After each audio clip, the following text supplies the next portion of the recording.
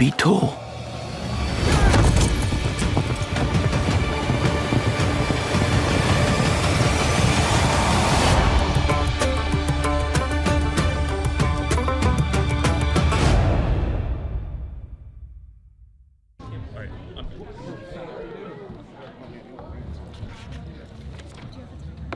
Yeah, I think that's his can. 15. Sorry? That might be his Coke. Yeah, that. No, the can. Yeah. His Coke.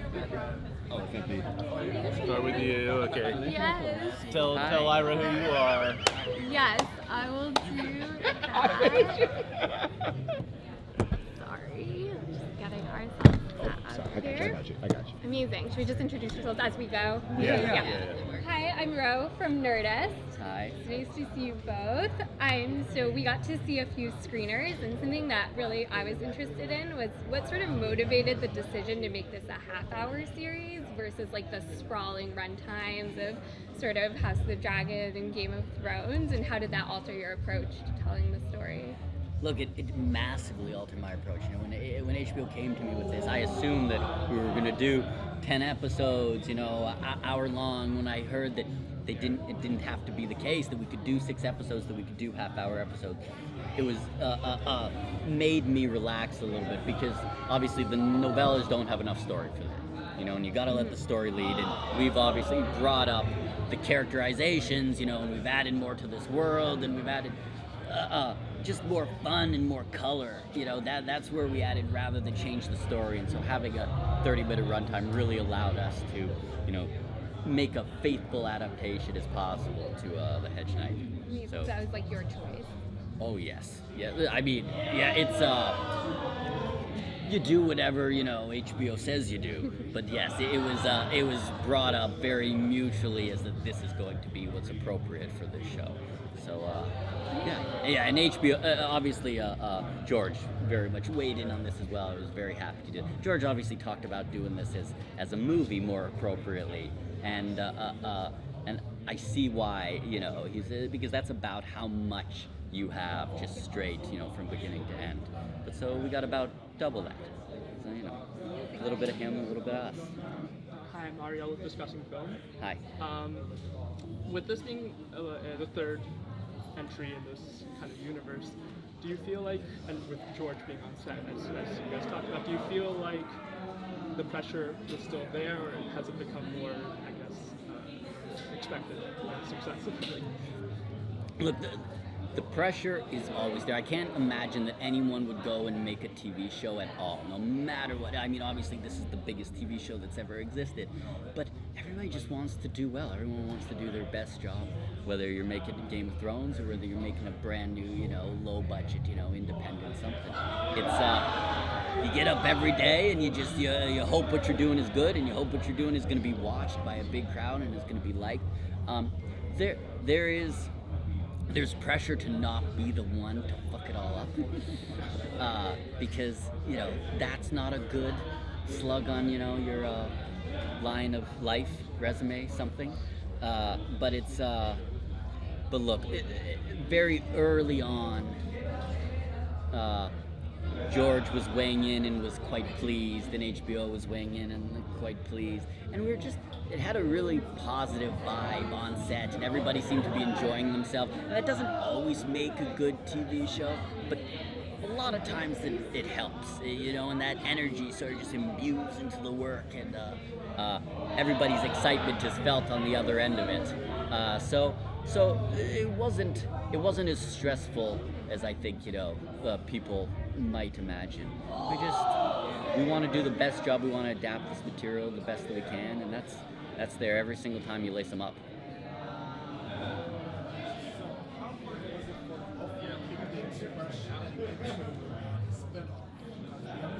Sorry, can you repeat that question again? No, it's all right. How hard was it for both of you to keep things fresh coming into this series? You've never seen Look, it's so important that this feels like its own distinct entry, and that we're not just making it because it's a money grab, because everybody watches Game of Thrones no matter what. We wanted this First of all, I mean, the books lead you there. They're just so incredibly inherently different at their core, and people loved them for that reason. That it was very easy. We didn't have to go, and we didn't have to stretch, and we didn't have to say, how are we going to make this different? They are different. You know, we could just bring that to life, and we could, you know, very easily lean into everything that George gave us. So it came about quite naturally, honestly.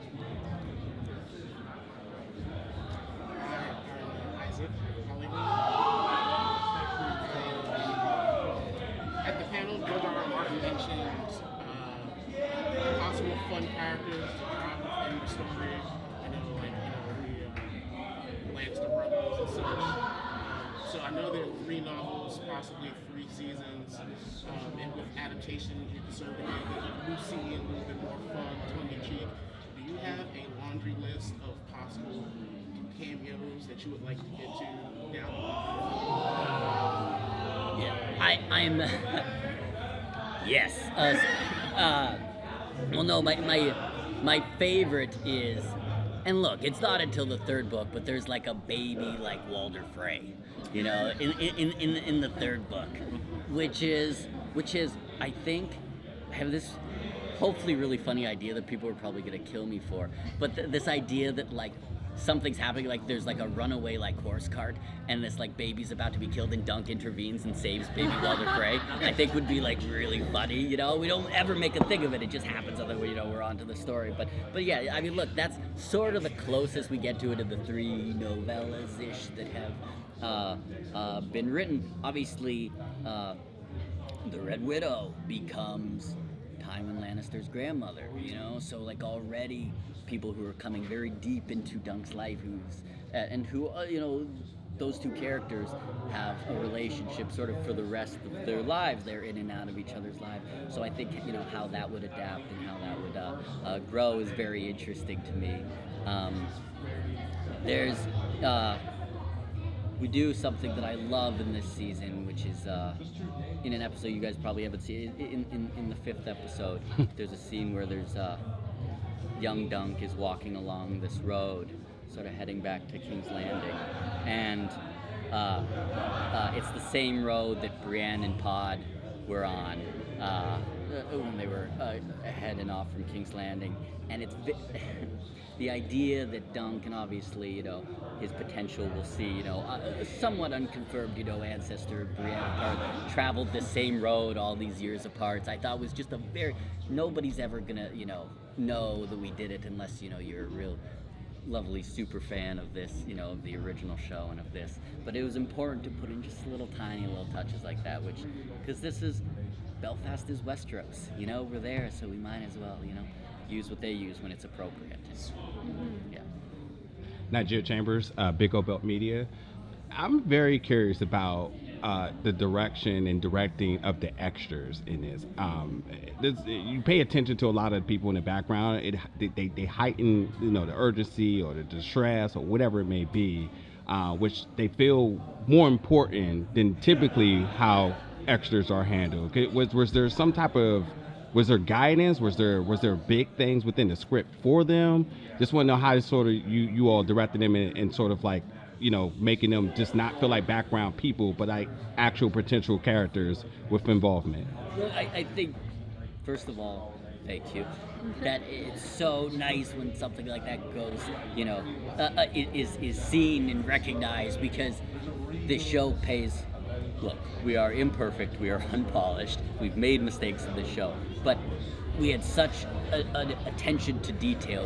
We really, truly cared about everything, and that's everything that goes into scene, very much including the backgrounds, who are way closer to Dunk's, you know, personality and who he is than anyone else in this show, to be completely honest. You know, he is very much one of them, and so I wouldn't say there's two.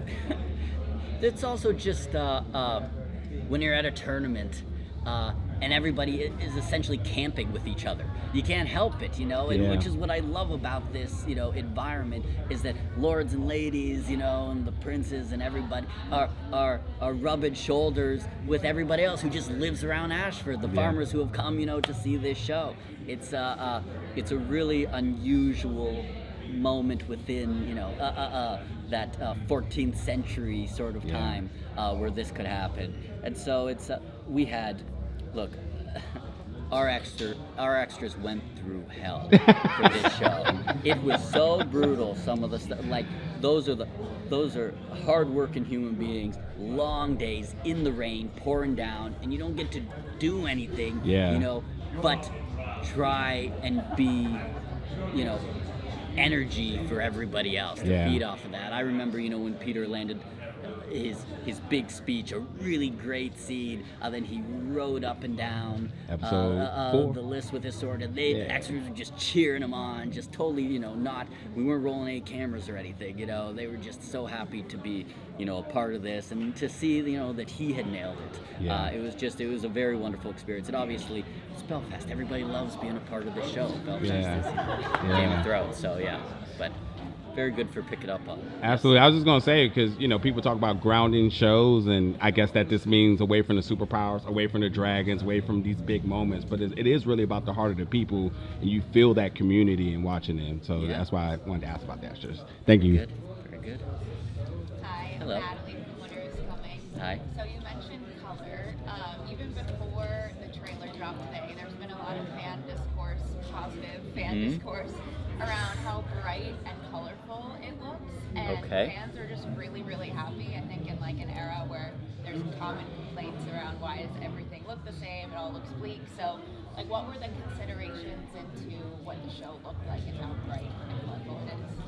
So, period-wise, when you look at the 14th century, they love their colors. This was a very, very colorful period. To be completely honest, probably even more colorful than the tournament that we showed. But it is a tournament. It's supposed to be fun. It's supposed to be people showing off. So we're gonna have a lot of color in that. Also, it just felt. Look, I hope it's not. I hope it's not bright. Bright is a very dangerous. We thought a lot about how dark to make this show because of obviously, there's been backlashes before. But the truth is if you make it too bright, it does read as sort of fantasy-ish, fairy tale almost. And we were trying to stay away from fairy tale. We wanted it to feel like how we interact with the world. Real, sometimes it is quite colorful. Other times it's actually quite dark, and there's a few, when it's the dead of night, and everybody, it's 4 o'clock in the morning and everybody is in their tents and all the lights are out. We were very careful not to just cast this big, strong, lights out of nowhere or something. We want this to feel as real and as gritty and as, honest as possible. But yeah, certainly the 4th episode is probably, it gets the darkest because it mostly happens at night. But it's, color is big in this.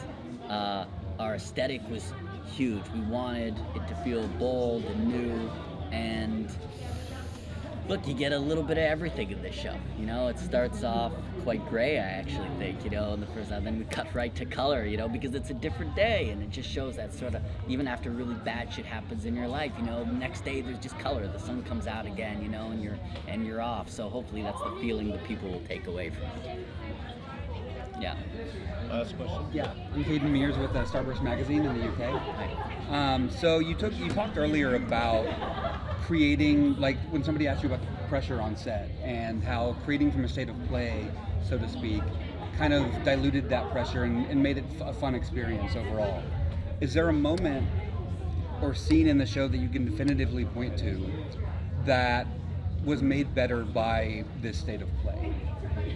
Yeah, well, I mean, like, look, you guys have probably heard, if you've talked to Dexter and Peter, that the tug of war was just a great, I would say, Lana Baratheon dancing, Daniel Ings, anytime he's in, just makes everybody feel happy, because he's just a big bolt of energy in your arm.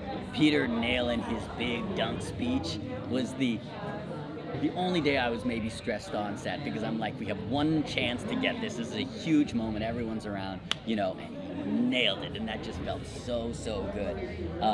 Look, it all. To be completely honest, that energy all comes from Peter.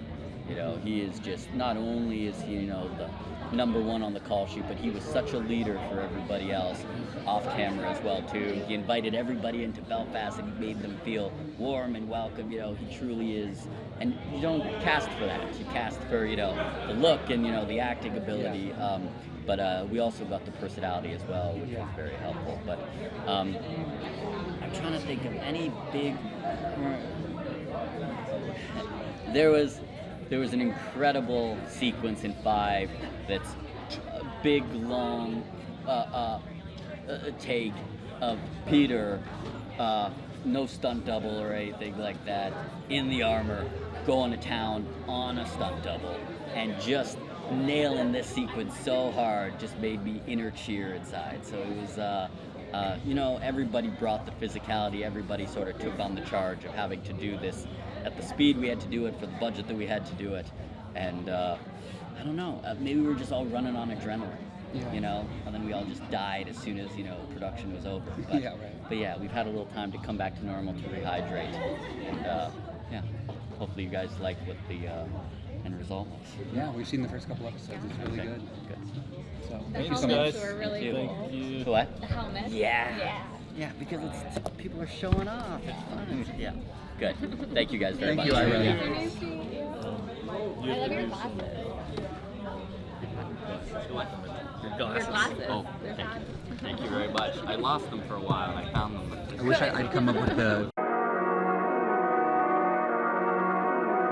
Prequel.